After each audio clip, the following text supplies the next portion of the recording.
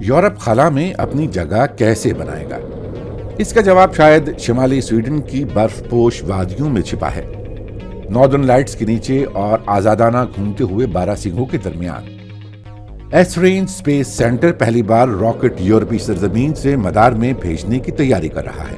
اب تک یورپ دور دراز لانچ پیڈز پر انحصار کرتا رہا ہے، جیسا کہ فرانسیسی گیانا یا یہاں تک کہ ناسا کا کیپ کینرول۔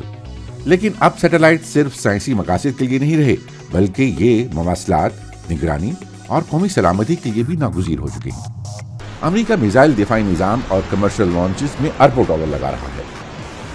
دوسری طرف چین مدار میں ہتھیاروں کی آزمائش اور اپنے عسکری پروگرام کو وسعت دے رہا ہے۔ یورپ لیکن پیچھے رہ گیا ہے، لیکن ایسٹرنج کا آرکٹک مقام اسے ایک خاص برتری دیتا ہے۔ وسیع و عریض ویران علاقے راکٹوں کی محفوظ لینڈنگ کے لیے موزوں ہیں، اور 30 سے زائد اینٹیناز قطب شمالی کے قریب سے گزرنے والے سیٹلائٹس کو ٹریک کرتے ہیں، جو سائنس اور سیکیورٹی دونوں کے لیے فائدہ مند ہے۔ ناروے کا اینڈویا اسپیس پورٹ بھی مدار میں راکٹ بھیجنے کے تجربات کر رہا ہے۔ مارچ سن 2025 میں جرمنی کی ESA ایروسپیس نے وہاں اپنی پہلی آزمائشی پرواز کی۔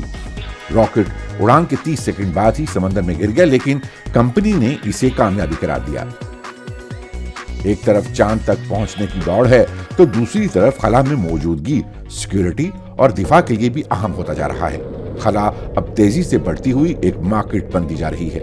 یورپ اب بھی امریکہ، چین اور روس سے پیچھے ہے، لیکن یہ آرکٹک لانچ پیڈز صرف مدار تک رسائی کا ذریعہ نہیں، بلکہ یورپ کی کوشش ہے کہ وہ اس دنیا میں اپنی جگہ بنائے جہاں خلا طاقت کی کنجی بنتی جا رہی ہے۔